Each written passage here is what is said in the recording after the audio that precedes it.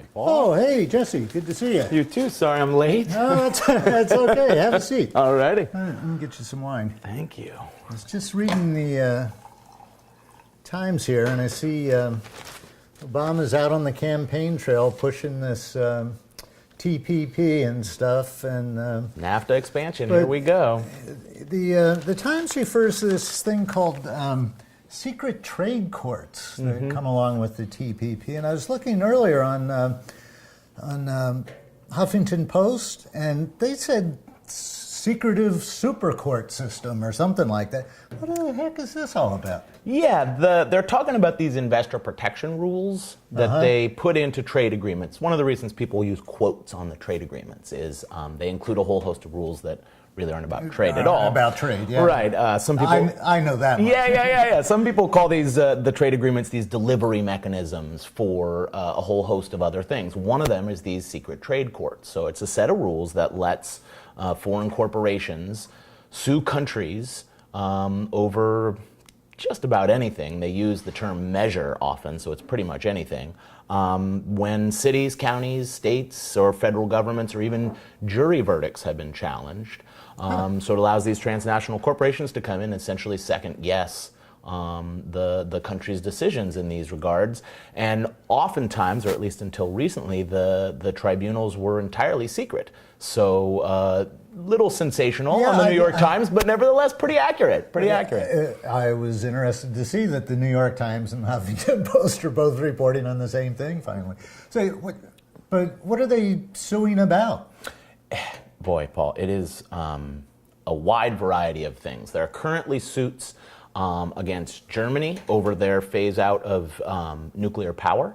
So after the Fukushima disaster, Germany, or the German people, had a referendum and decided, this is scary. We don't want to do nuclear anymore. And so they decided, seems like a pretty good idea. Pretty rational for sure. And they decided to phase out nuclear. And so they're being sued by a company called Vattenfall for, gosh, I can't remember. I think it's maybe $4 or $5 billion because the German people wanted to phase out nuclear. Egypt's being sued over a minimum wage law.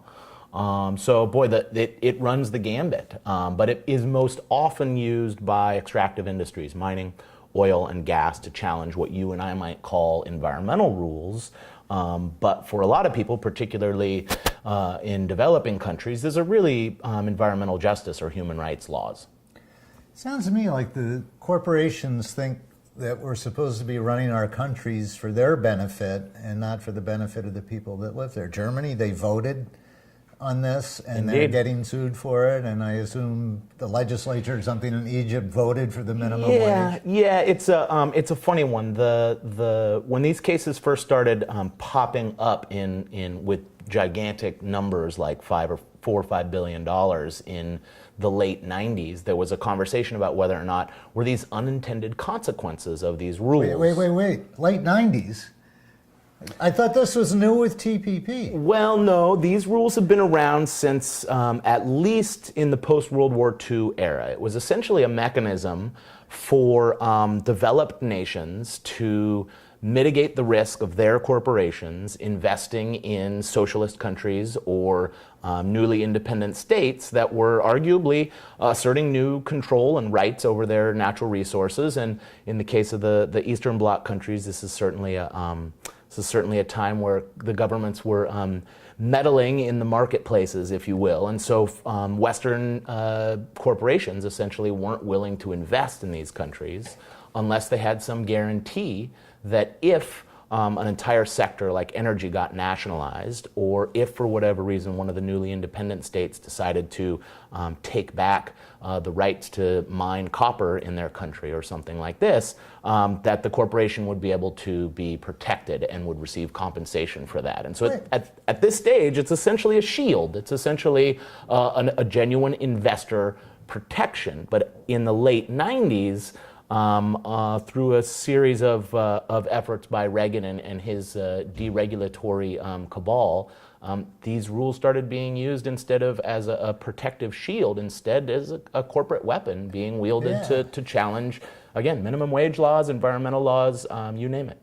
Yeah, I can see corporations wanting to be protected against having their factories taken away or something, but it sounds like Like in this Germany thing, they're suing because they can't get to build the nuclear power plant in the first place? Yeah, they had this expectation that the regulatory structure around nuclear power would, I guess their expectation was that it would go on in perpetuity and they would continue to make profits off of it.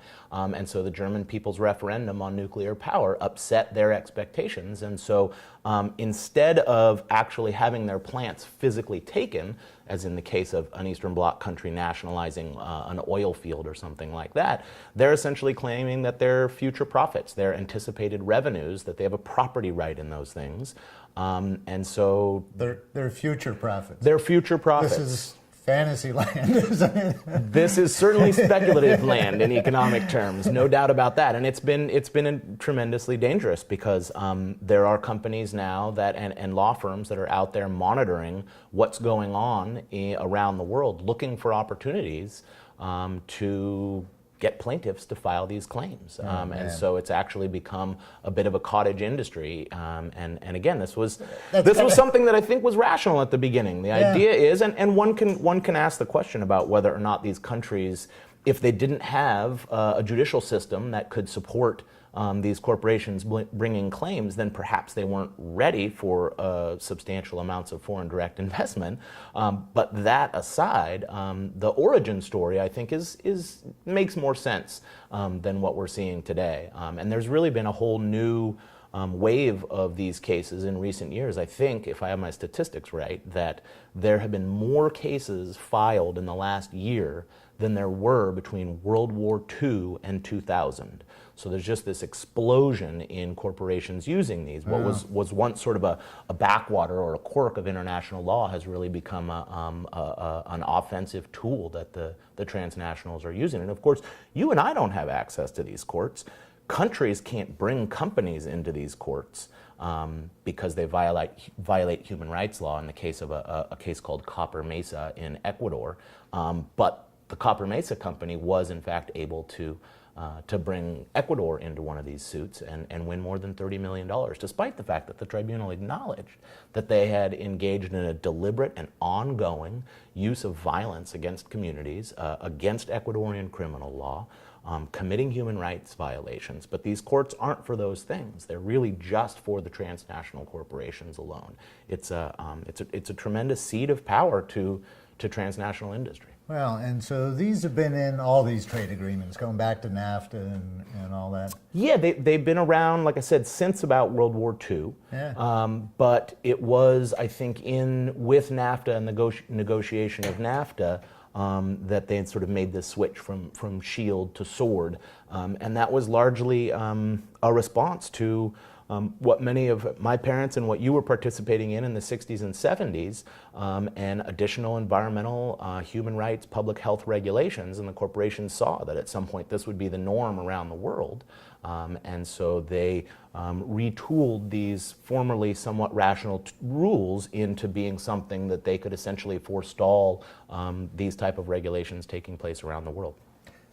Activists scared the corporations again, huh? Well, and it's funny, in one of the most recent cases, it's ironic you should say that, because in one of the most recent cases, the U.S. is being sued by TransCanada Corporation because we rejected the Keystone XL pipeline. And in their filing with this tribunal, one of the lines is, because the activist strategy worked. They literally are bringing the case because we organized our communities, we organized our communities across borders, we brought in international partners, and we beat them in the domestic political game. So it is exactly right. The activist strategy is working, and this is a way essentially to mitigate the risk of democracy. Here's the activists. All right, activists.